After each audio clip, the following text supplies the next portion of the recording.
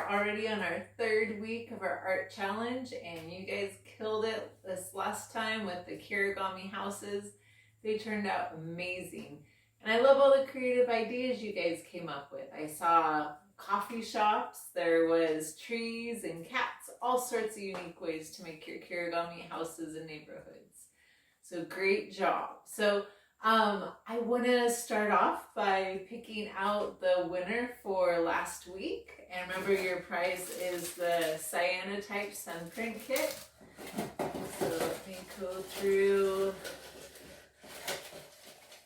All right, let's see. This is Mandy W. Congratulations, Mandy. So I'll get a hold of you and we will get this sent out to you ASAP. Okay, so for our prize this week, we're going to be doing a weaving kit. So I have a weaving board here, a wooden weaving board, and then you can choose which color yarn you would like to be sent if you win the prize. So we have kind of like an ocean blue. This one reminds me of a unicorn, and then this one's kind of like a fiery red. So you can choose from these 3 and get this board if you are selected as next week's winner. So first off, I want to show you guys 5 of the entries from last week.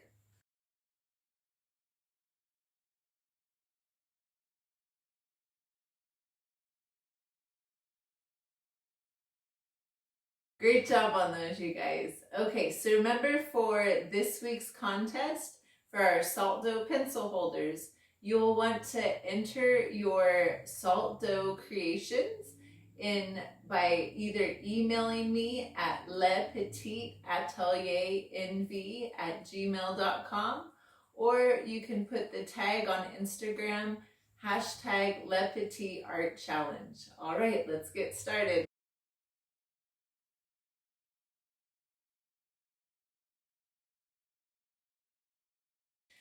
So this week we're going to be doing salt dough pencil holders. And if you're not familiar with salt dough, it's kind of like a homemade air dry clay. It's similar to Play-Doh, and if you leave it out, it will dry over time and get really hard, so that way it will stay how you make it permanently.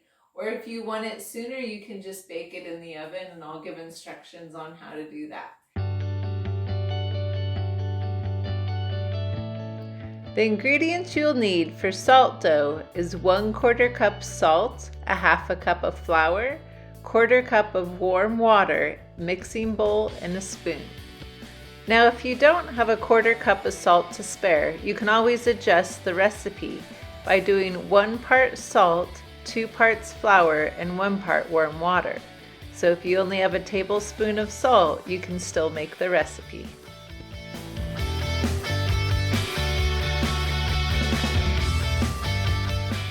All right, let's start by making our dough. The first thing we're going to add is our salt. You'll pour that into your measuring cup, and we'll add that to our bowl first.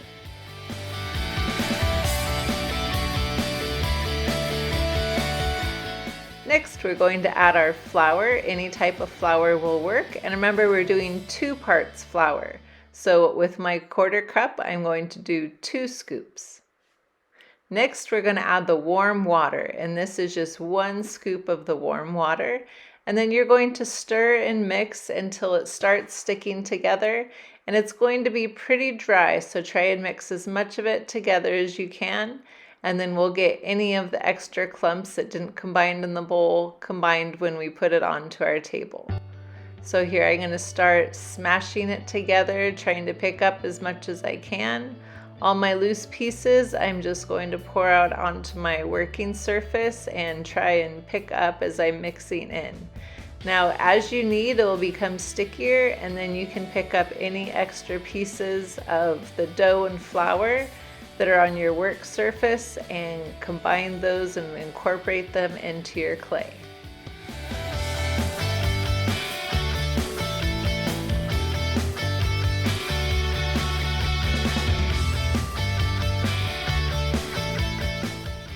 All right, let's start forming our pencil holder. Now, to make our pencil holder, you're going to start by forming your clay into a ball, And then you're going to make a C cup with your hand and start kind of patting it or slamming it onto the clay to create a smooth surface. Then on one end, you're going to start pinching it and pulling it out just a little bit, and that's going to create the nose of our hedgehog. And if you squeeze in a little bit on either side, that will create where the eyes will go. Now that we have the main shape of our hedgehog, we're going to smooth out any areas in our clay that are still a little rough. If you just dip your finger into your water cup and smooth over those areas with your finger, that's the best way to get a smooth surface. And it's not going to be perfect, a little texture is perfectly fine. Now let's give our hedgehog some spikes. Take some of your pencils and you're going to stick them in at the base of your hedgehog, about a finger distance apart. And I give it a little twist to press in. Now you're going to start going more towards the middle to build up the spikes in the center. And when you stick them in, you want it to be about an inch depth that you stick the pencils into your hedgehog to make sure they don't fall out. Now if you're going to air dry your hedgehog, you'll want to leave the pencils in about 2 to 3 days until your hedgehog becomes hard. Don't forget to add some eyes into the sections we created by using the tip of your pencil. Now if you would like your pencil holder to dry sooner, ask an adult if they can bake it for you. It will need to be baked on a cookie sheet at 300 degrees Fahrenheit for about 1 hour or until it's hard. Once your pencil holder is dry, then you can begin decorating it. I'm using acrylic paint here, but you're more than welcome to use markers, watercolor paint. Anything that will stick to the surface is just fine. And remember, your pencil holder doesn't need to be a hedgehog. You can create it into anything you like. The more creative, the better.